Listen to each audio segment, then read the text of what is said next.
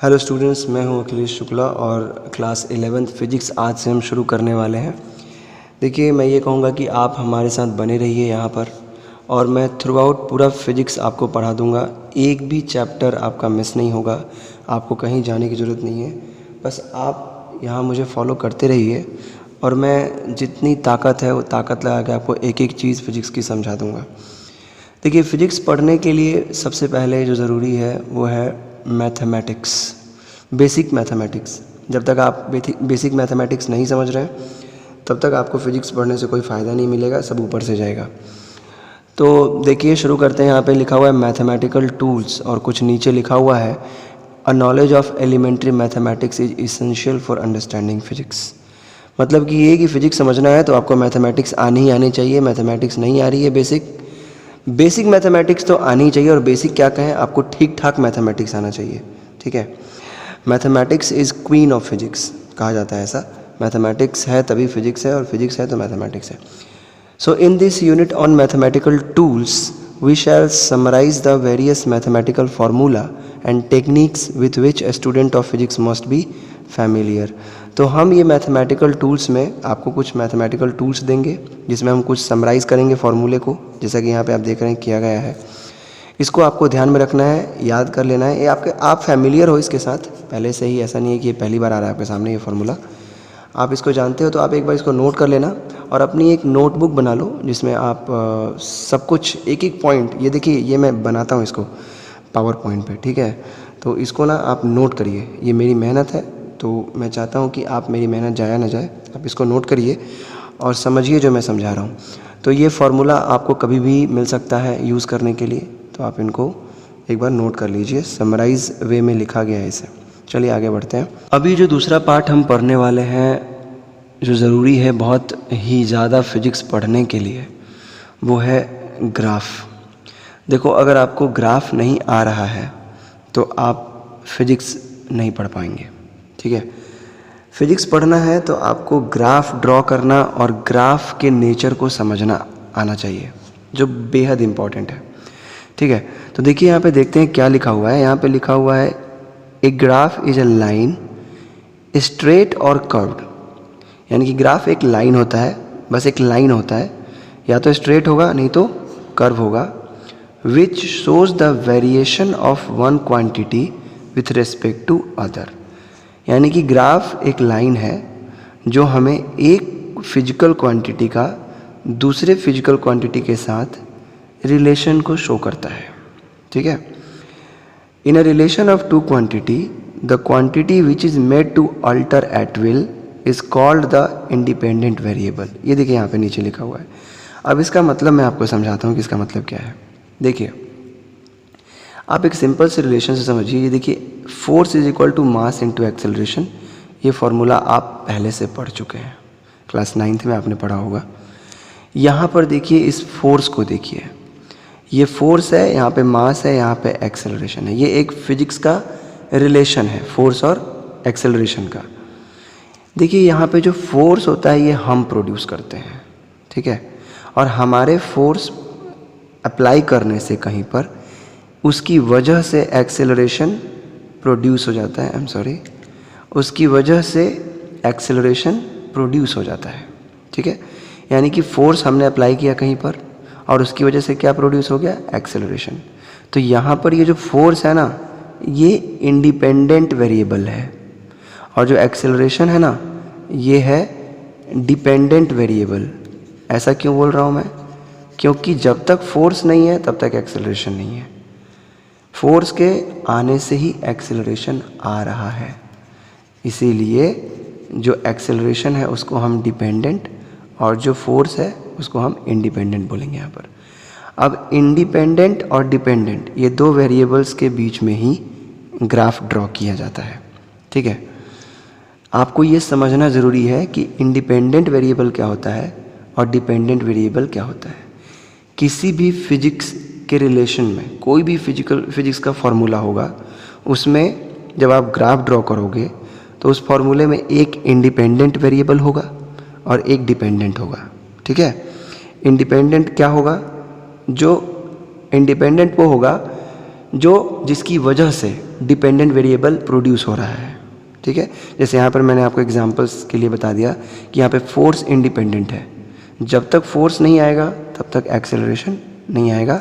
देखिए यहाँ पे लिखा हुआ है if mass is taken as constant, अगर इस फॉर्मूले में हम मास को कांस्टेंट कर दें तो जो फोर्स है वो डिपेंड करेगा एक्सेलरेशन पे, डायरेक्टली प्रोपोर्शनल का रिलेशन है, यानी कि फोर्स डिपेंडेंट टू एक्सेलरेशन या acceleration dependent to force. Actually यहाँ पे एक्सेलरेशन फोर्स पे डिपेंड कर रहा है, ठीक है। It means acceleration is determined by the force.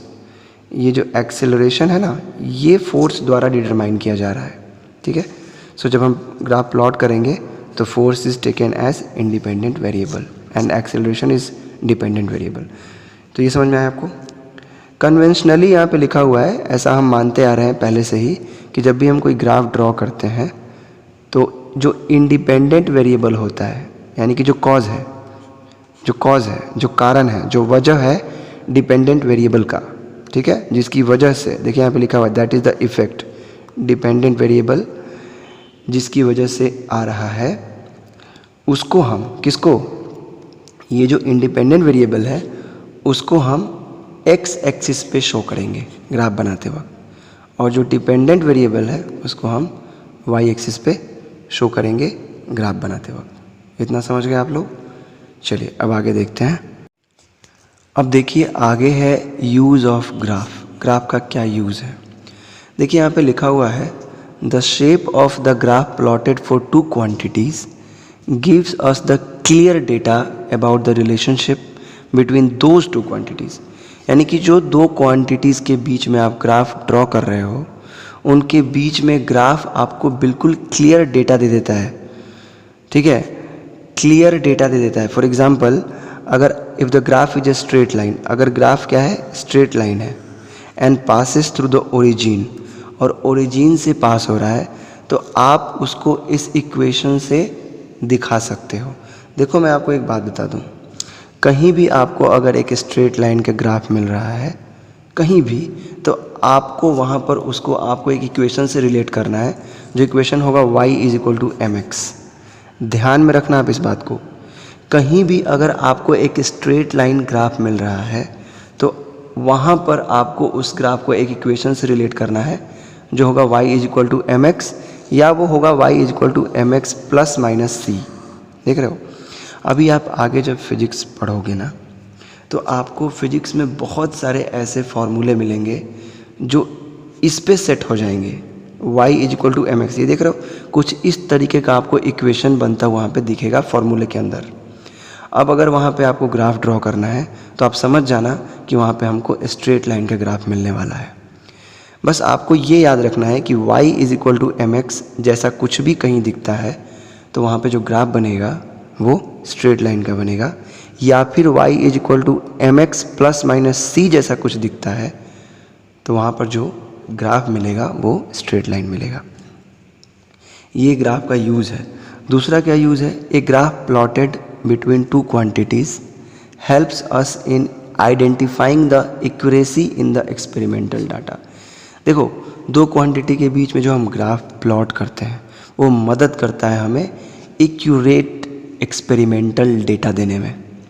मतलब कि हमको अगर एक्यूरेट एक्सपेरिमेंटल डेटा चाहिए तो हम ग्राफ की मदद से ले सकते हैं, ठीक है।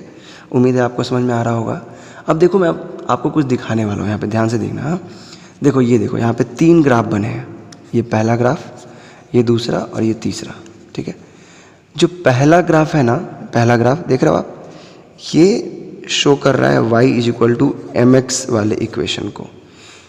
मतलब कि ये अगर आपको फिजिक्स में कहीं भी कुछ इस तरीके का इक्वेशन बनता हुआ दिखाई दे रहा है, याद रखना इस बात को, बहुत मिलने वाला है ये आगे। अगर आपको फिजिक्स में कहीं भी अगर y is equal to M X जैसा रिलेशन दिख रहा है, देखिए यहाँ पे एक y वेरिएबल है, ये x वेरिएबल है, ये y वर्सेस x के बीच का ग्राफ है, ठीक है। m यहाँ पे कांस्टेंट रहेगा। अभी आपने देखा था ना f is equal to M A, देखा था ना, यहाँ पे f ये y की जगह पर है और एक्सेलरेशन ये x की जगह पर है और m यहाँ पे कांस्टेंट है, ठीक है। तो अगर कहीं भी फिजिक्स में कुछ इस तरीके का रिलेशन आपको देखने को मिल रहा है तो वहाँ पे जब आप ग्राफ बनाओगे तो वो ग्राफ हमेशा एक स्ट्रेट लाइन होगा, हमेशा क्या होगा, एक स्ट्रेट लाइन होगा। ठीक है, दूसरा आ जाते हैं हम। दूसरा देखिए, दूसरा है y is equal to M x plus c का ग्राफ। आप बोलेंगे ये c क्या है? c को यहाँ पे बोलते हैं बाबू इंटरसेप्ट। याद रखना, जब ये c नहीं था ना, यहाँ पे देखो, यहाँ पे c नहीं था, पहले वाले में c नहीं था ना, तो जब ये c नहीं रहेगा तो ग्राफ हमेशा ओरिजिन से स्टार्ट होगा। याद रखना, जब भी इक्वेशन में कोई कांस्टेंट ऐड ना हो तो ग्राफ हमेशा ओरिजिन से स्टार्ट होगा। और अगर इक्वेशन में कोई कांस्टेंट या तो ऐडेड हो या माइनस किया हो, जैसे यहाँ पे mx माइनस सी का ग्राफ है, ये या तो ऐडेड हो या सब्सट्रैक्टेड हो, ग्राफ वो ओरिजिन से शुरू नहीं होगा, वो हमेशा एक दूसरे पॉइंट से शुरू होगा y एक्सिस पर। ये y एक्सिस है, ये x। और ये जो OB आप देख रहे हो ना, OB यही C होता है।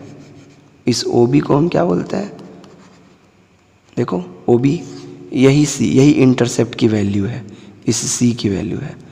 यहाँ पे आपको ये ग्राफ B से शुरू होगा और ये B से C तक जा रहा है। ठीक है, अब देखो जरा यहाँ पे, अगर y is equal to M x minus c है तो ये जो माइनस सी है, ये इंटरसेप्ट के आगे माइनस साइन लगा हुआ है, इसीलिए y एक्सिस में ये नीचे से शुरू, आप जानते हो ना y एक्सिस में नीचे की तरफ माइनस वाली वैल्यू होती है, तो ये नीचे से शुरू होगा और ये यहाँ तक जाएगा। ठीक है, समझ गए आप?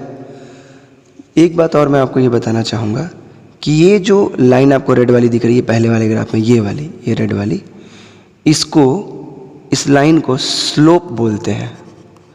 क्या बोलते हैं? स्लोप। और ये जो आप इक्वेशन में m देख रहे हो ना, m हर जगह m, ये m जो है यही स्लोप को दर्शाता है, डिनोट करता है। ठीक है, स्लोप। इस स्लोप को tan थीटा भी कहते हैं। क्या कहते हैं? tan theta. याद रखिएगा, इक्वेशन में c इंटरसेप्ट होता है, m स्लोप होता है जिसको हम tan थीटा भी बोलते हैं, और जो x और y होते हैं ये वेरिएबल्स होते हैं। क्या होते हैं? वेरिएबल्स होते हैं। ठीक है, तो आज के लिए इतना काफ़ी है। अब आने वाले पार्ट में भी मैथमेटिक्स चलने वाला है बहुत दिन। ठीक है, अभी बहुत सारे वीडियोस आएंगे जिसमें भी मैथमेटिक्स ही पढ़ेंगे हम लोग।